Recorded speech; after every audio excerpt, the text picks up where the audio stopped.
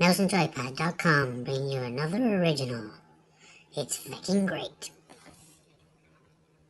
As a games reviewer, every once in a while a game comes along where I reckon that I have its number before I even begin. Obvious copies and clones of other older games, mass-produced and simple games that never aim that high, but will be enough for some casual interest from time to time. Whenever I review a game like that, I'm always very aware of my own prejudices, even if I'm usually proven right after a few hours of play. It's a far rarer experience for me to sit back, put the controller on the table and think, that proved me wrong.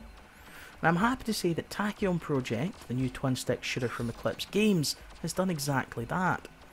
When I was doing my standard research on the game whilst I waited for it to download, I couldn't help but think that Tachyon Project seemed like just another twin-stick shooter out a year after 60-second Shooter Prime, my favourite twin-stick shooter of all time with the possible exception of Warhammer 40k Kill Team.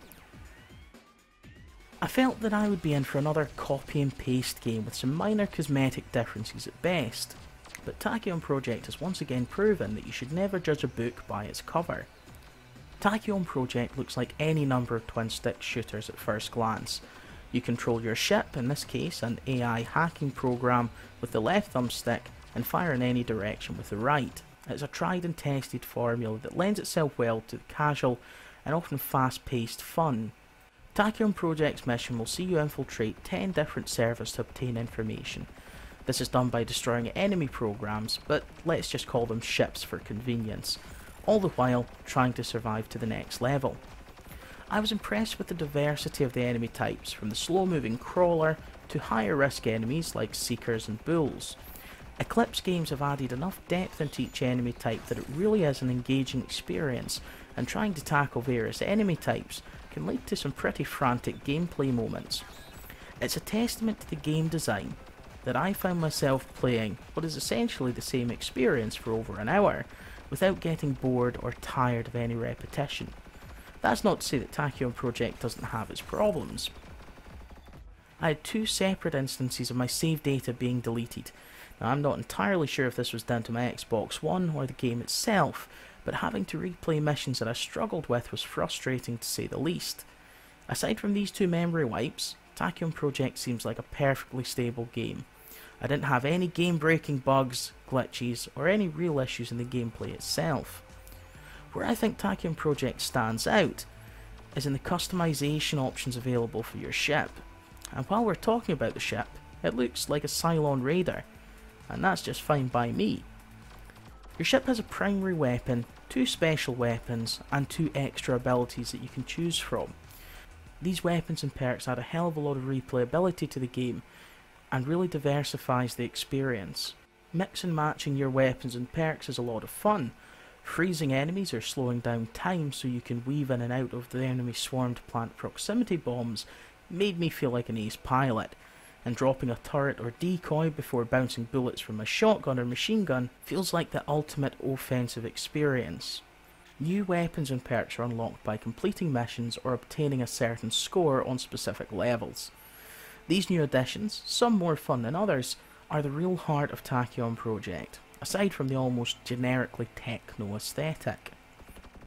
It's the gameplay that's key here, as no matter how pretty a game like this is, or what add-ons you can get for your standard ship, it's the gameplay that will determine its worth.